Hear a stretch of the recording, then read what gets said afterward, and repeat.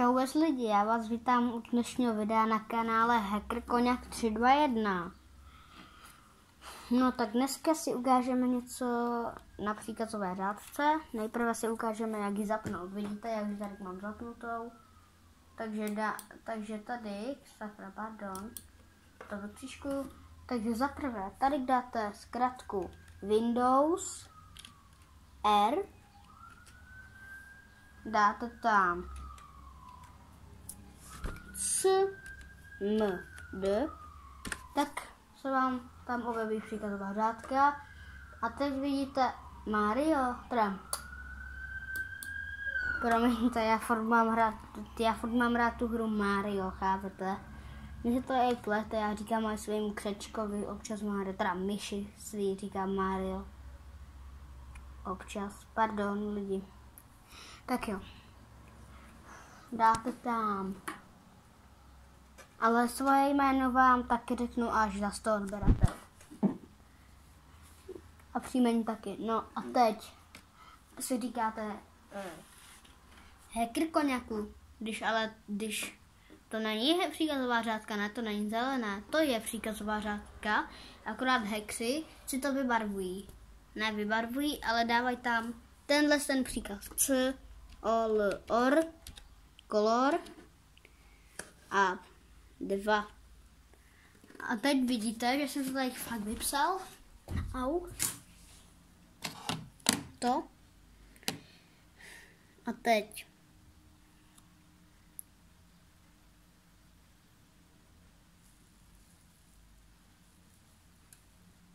Počkat lidi, já se musím tady něčím zamyslet.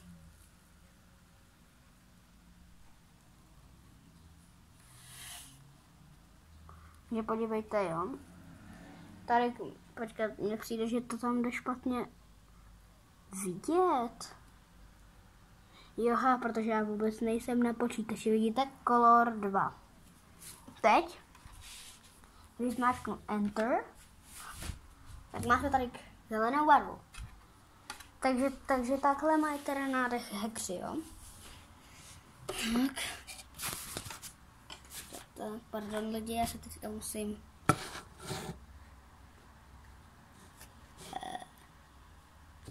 Tak dobrý. No, že teď já pokusím takovýmhle nádechem pracovat, tak si ukážeme pár příkazů. Když tady dáte dir,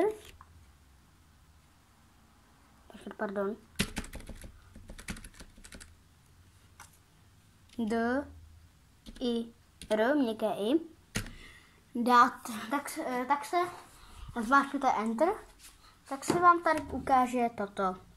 A tady, jak je to dir, a vedle toho jsou tyhle věci, to jsou složky, co jsou všechny na dané počítači. Tady mám složku CMD, jo, tady je 3D objekty, takže mám tady složku CMD, kontext, desktop, dokument, download, favorité, link, konak, Mario konak, Minecraft,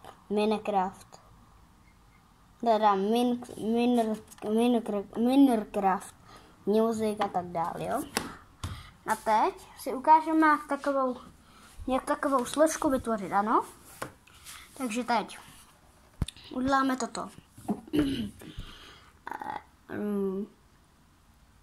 Aby jsme si vytvořili složku. Když nevíte, tak si teda i přes příkazovou řádku. Tady máš M, K, D, I, R, mezera a jméno, jak to chcete pojmenovat. Já to třeba pojmenuju, já nevím, M, I, N, E, C, R, A, F, T. Počkej, napsal jsem to tam. Se to jdu přečíst. Minecraft. Jo. Minecraft. Dáme Enter.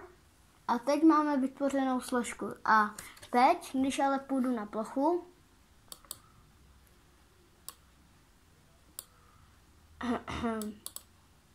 ne. Ježíš lidi. Tak jo, tak mě můžete vidět za mladá. To jsem já za mladá, jo lidi. Zelené oči, ty mám doteď. Zuby, nos, uši, vlasy krásné, ostříhané. Ach jo, tady mi bylo asi tak 2,5. Já jsem díky své mamince fakt strašně byl inteligentní, když jsem byl malý, jo. Dokázal se prostě mluvit, chodit třeba ve 2, jo. Takže tady jsem dokázal perfektně mluvit, jak třeba tady. Akorát jsem měl jiný hlas. Tak jo, teď se ale podíváme na plochu a tady vidíte. No jo, tady není nikdy žádná složka Minecraft. No právě, to musíte jít do vaší hlavní složky. Jo, prostě někde, kde budete mít, tak, jo, tady toto. A teď dojdete na, mě teď bolí ruka strašně z toho držení. Myslím toto. To už trošku zapomněl lidi, tento počítač myslím, jo, tento počítač a teď tady dáte myslím videa. Myslím. Tak ne.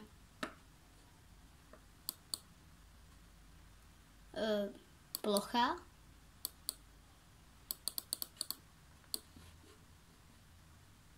Saké to taky ne. Tento počítač. Jo, stažené soubory. Obrázky možná.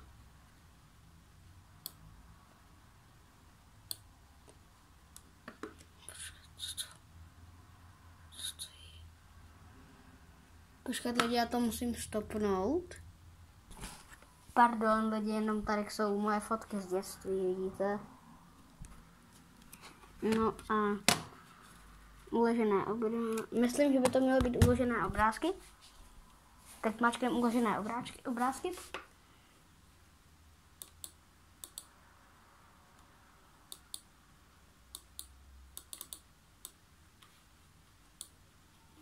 Jak to furt lidi? Tento počítač. Možná toto by to chtělo. Nic. Jo. Nebo ne? Ne. Tak nevím lidi. Fuj. Možná to bude videa. Zkusíme. Teď jsem se na chvíli sundal masku, protože se pod tou maskou dusím, takže... Teď se na chvíli nebudu ukazovat. Jo, záznamy možná. Tak videa, záznamy... Lidi fakt nevím už. Nevadí. Tak já to si pak musím připomenout. No, nebo teď si dáme třeba, nevím. Jak prolomit něčí heslo od Wi-Fi, jo? Vy nevíte něčí heslo. Takže si zapnete příkazovou řádku, protože už s ním nevíte rady. Dáte tady net shov vlan.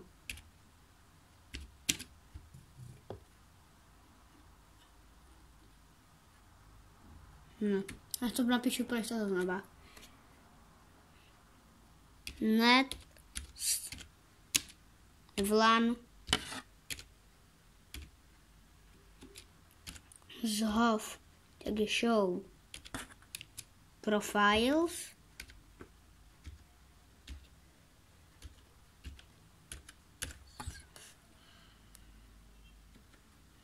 enter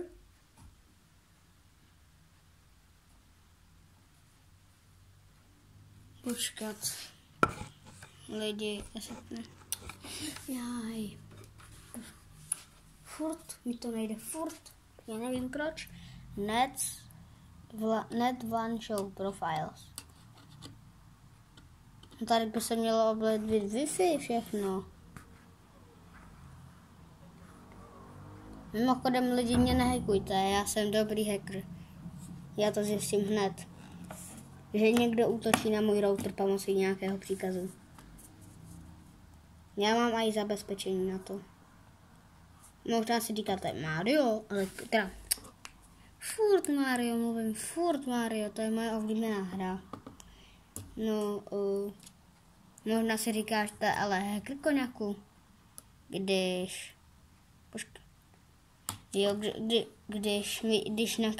na každé zařízení existuje nějaký hack. No jo, akorát na tohle se existuje taky hack. Ale málo kdo ho ví. Ani já sám ho osobně nevím. Ho neví ani zkušený hacker. A možná tak hacker z Darkwebu. Snad nedostanu za tohle slovo žluté zpeněžení. Tak. Mám rád peňážky. Tak. Net. Vlan. Show. Profiles.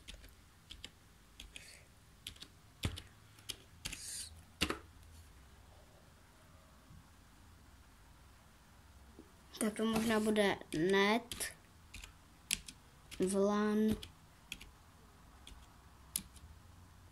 show, pro, files,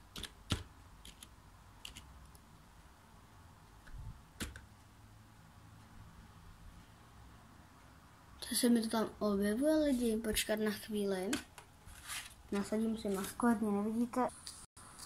Ukážu to v příštím videu, toto. Asi to pak musím připomenout.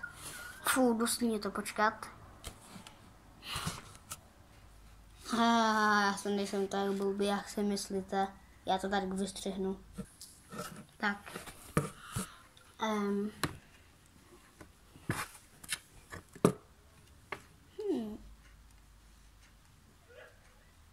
No, co tady vám ukážu, třeba, jo, help. Příkaz help se používá takhle, třeba, nevím, jak se třeba, například, jo, já vím, jak se používá příkaz dir.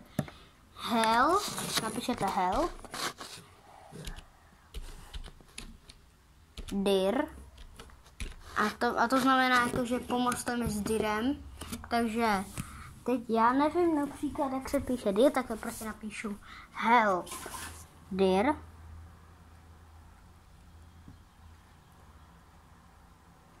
Potom usernet, já tam mám hack.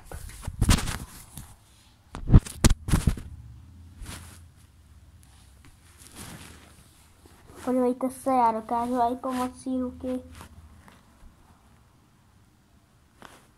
Toto.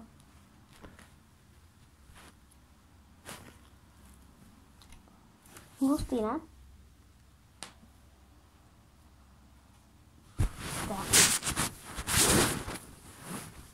Tak napište prostě help.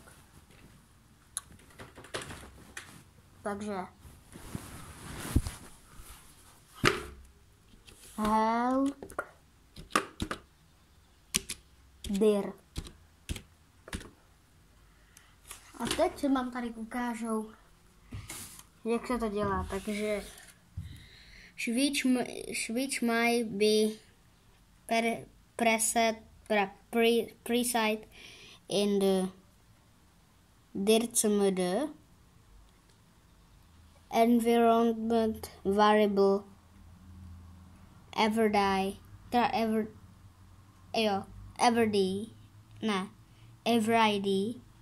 preset switch by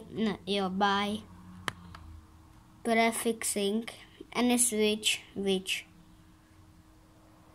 heapem for example, to vám teda moc nepomohli, no. Jaj. Ach jo. Ale můžu ukázat svoje tričko, ale neukážu svůj obličej, tak. I když moje tričko tady vidíte celou dobu.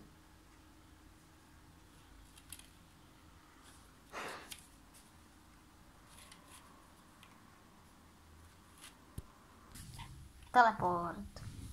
Vidět, že můžu, jaký jsem hacker. Ne, to hack si neumí, já jsem to ustřelil. No, tohle by byl konec videjka, lidi. Tak se mějte, hoj!